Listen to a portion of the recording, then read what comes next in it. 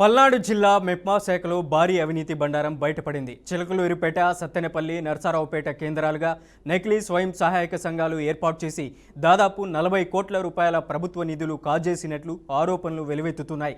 ఈ వ్యవహారం రాష్ట్ర వ్యాప్తంగా సంచలనంగా మారింది. అయితే ప్రాథమిక దర్యాప్తులో నర్సారావుపేటలోని సుమారు 25 కోట్ల స్కామ్ జరిగినట్లు తేలింది.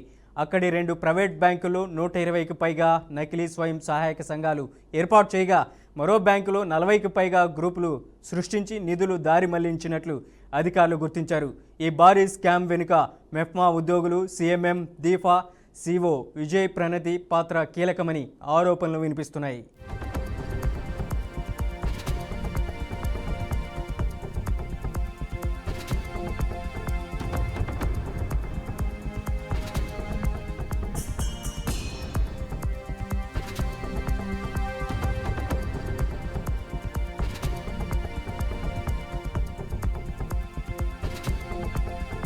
ఇక ఇదే సమయంలో ఇటీవల నల్లపాడు సొసైటీలో స్కామ్కు పాల్పడిన ఓ మహిళా ఉద్యోగిని సస్పెండ్ చేసినప్పటికీ ఆమెను తిరిగి నర్సారావుపేటకు బదిలీ చేయడంపై తీవ్ర విమర్శలు వ్యక్తమవుతున్నాయి. సస్పెన్షన్లో ఉన్న ఉద్యోగినికే పోస్టింగ్ ఇవ్వడంలో ఓ కీలక టీడీపీ నేత పాత్ర ఉందన్న ఆరోపణలు రాజకీయంగా దుమారం రేపుతున్నాయి.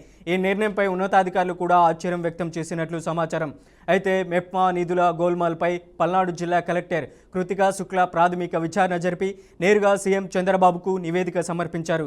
ఈ నివేదికపై స్పందించిన సీఎం నిందితులు ఎంతటి వారైనా కఠిన చర్యలు తీసుకోవాలని, అవసరమైతే వారి ఆస్తులను కూడా స్వాధీనం చేసుకోవాలని అధికారులకు స్పష్టమైన ఆదేశాలు జారీ చేసినట్లు సమాచారం.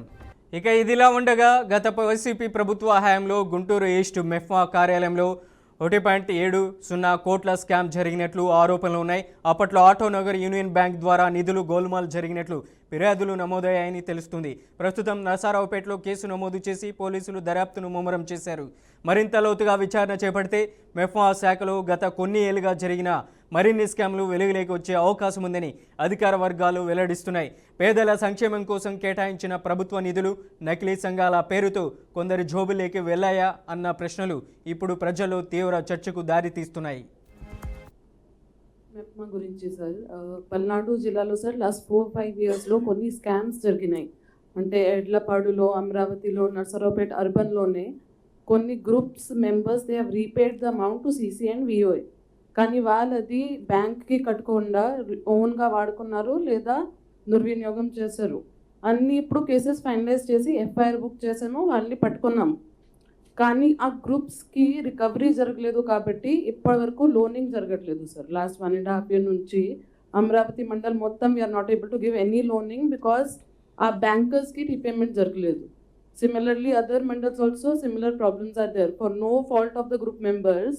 వాళ్ళైతే ఇచ్చారు, అమౌంట్ రీపే చేశారు సీసీకి, విఓకి. వాళ్ళ మీద యాక్షన్ తీసుకుంటే ఏమైంది? యాక్షన్ తీసుకున్నాము, ఎఫ్ఐఆర్ ఫైల్ చేసాము. వాళ్ళ దగ్గర రికవర్ చేసి కదా, కరోడ్స్ వర్త్ ఉన్నాయి, రికవరీ జరగలేదు sir.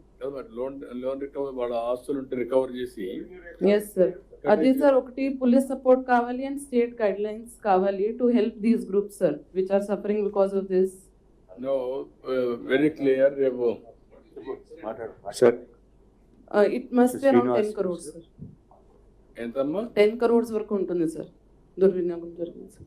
No we do one thing, వాళ్ళ గ్రూపులంతా కూడా మీరు పనిచేయండి, వాళ్ళ ఆస్తులు రికవరీ చేసి ఇమ్మీడియట్గా మిగిలిన కావాలంటే మనం ఇచ్చి బ్యాంకులు కట్టేసి వాళ్ళని రివైవ్ చేయండి.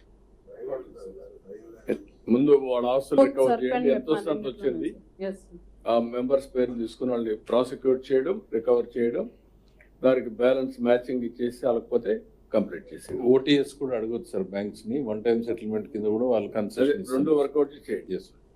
థ్యాంక్ యూ మీరు కేశవ్, మీరు ఇద్దరు కూర్చోకోరండి. Sure sir.